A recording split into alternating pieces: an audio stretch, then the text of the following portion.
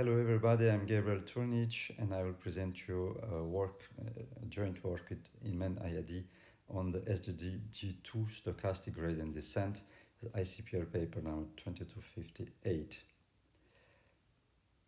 Training on neural networks usually uses a loss function depending on x are here the parameters of neural networks, and the loss function is expressed as a sum or as a mean over samples of loss samples depending on loss functions depending on samples. So a classic gradient descent procedure to do that is xn plus 1 xn minus h times gradient of f. H being here the learning rate or the step size. But in order to compute the gradient, you have to sum over all available samples, and this is very costly. And so in practice, this is replaced by a crude approximation, which is xn plus 1 is xn minus h, and here the gradient is just computing over one or possibly some samples more than one, but not all of them, f of omega gamma n xn. This is called stochastic gradient descent. The problem is that when h is too small, it may converge slowly, and when h is too large, it may be unstable. So the question that we'll answer in this paper is, how can one optimally choose the learning rate h? One may remember that this version can be seen, in fact, as a continuous time approximation of some evolution equation x prime of t equal gradient of f of x. So in this case, the gradient, the stochastic gradient descent xn, just an approximation of x of tn when tn is n times h. So the main idea is that first, one can compute a better approximation of f's tn plus 1, for instance, a second order in time approximation. And secondly, use this approximation to know which h, which is the largest value of h, such that you still have stability. So there are two questions. First, can we find a higher order scheme consistent with these dynamics? And second question, is this procedure performing well in practice?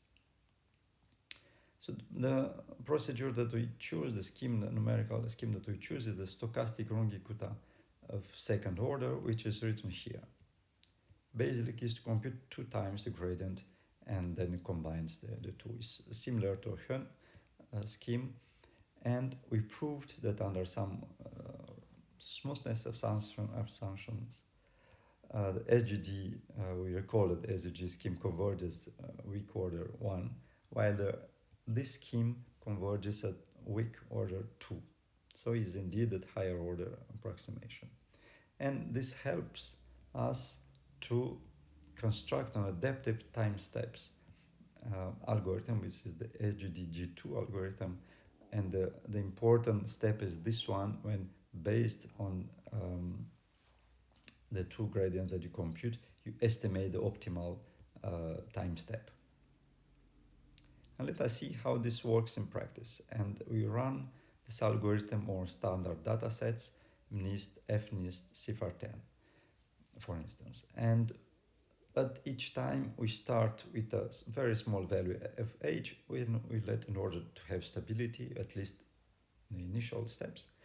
And we leave the algorithm, we let it to choose the optimal time step. And we compare with stochastic gradient descent of different time steps. It turns out that 0.1 is the optimal one. This is the accuracy, so the higher the better. And the stochastic gradient descent SGD with adaptive time step is performing better or on FNIST and on CIFAR10 also. This is the SGD G2 that we propose. And you may ask, is this okay? But how this is behave with respect, for instance, to Adam, which is not a stochastic gradient descent, but is still a stochastic search algorithm. And we test this, for instance, or CIFAR100, and it turns out that it works also well. So the Adam is in green, the standard Adam is in green, and the adaptive time step is in blue. So in order to summarize that we using a second order in time step, stochastic Runge-Kutta, for which we have a proof of convergence, we present an adaptive learning rate procedure which behaves very well on several datasets or standard datasets. If you want to know more, this is the link for the paper, and if you want to see again this presentation, this is another link. Thank you.